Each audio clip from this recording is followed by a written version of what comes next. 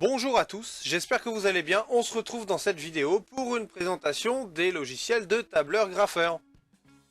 Le tableur graffeur, c'est quoi? C'est tout simplement un logiciel qui sert à faire des calculs numériques, établir des graphiques, de l'analyse de données et éventuellement de la programmation. En ce qui concerne les logiciels, nous en avons 4 qui sortent du lot, avec en premier celui de la suite bureautique Microsoft Office avec son logiciel Excel. Ce sera le logiciel de base de la plupart de mes présentations. Ensuite, celui gratuit et le plus utilisé, LibreOffice, avec son logiciel de création de classeurs.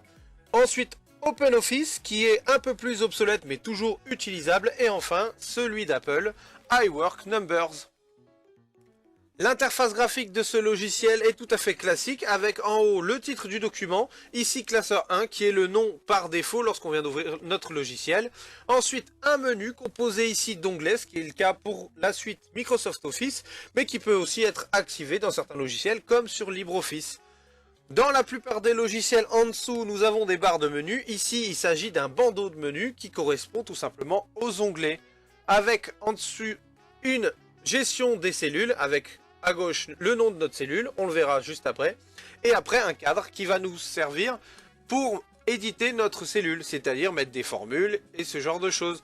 Après ici la zone de travail, c'est ici que tout va se passer, notre interface, nos cadres, nos graphiques, tout ce qui va être visible et éventuellement imprimable, ça va se passer ici.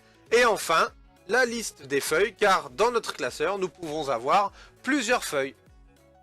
En ce qui concerne la composition d'une feuille de calcul, nous avons des colonnes qui sont lettrées A, B, C, D, E, F, etc. et des lignes qui sont numérotées 1, 2, 3, 4, etc. L'intersection d'une colonne et d'une ligne est appelée cellule, avec notre exemple ici, C12. Chaque cellule porte un nom correspondant à la colonne et la ligne.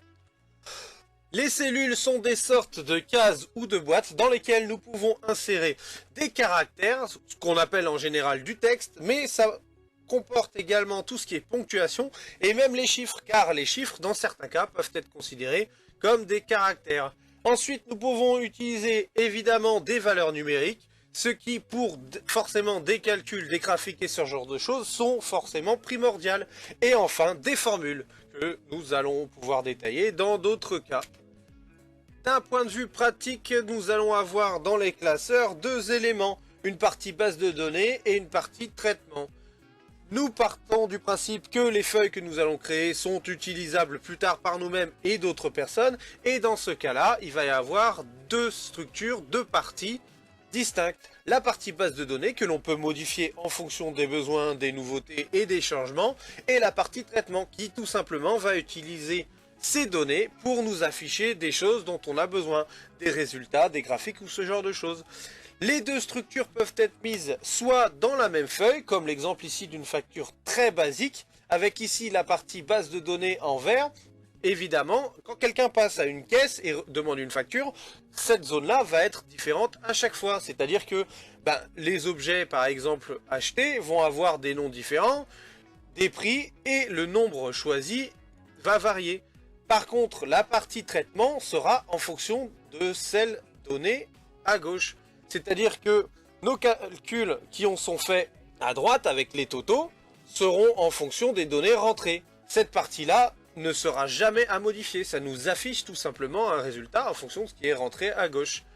En sachant que nous pouvons répartir les éléments en deux feuilles distinctes. Une feuille de données dans laquelle on peut mettre énormément d'éléments et ensuite afficher le résultat en fonction, par exemple pour une réunion et ce genre de choses.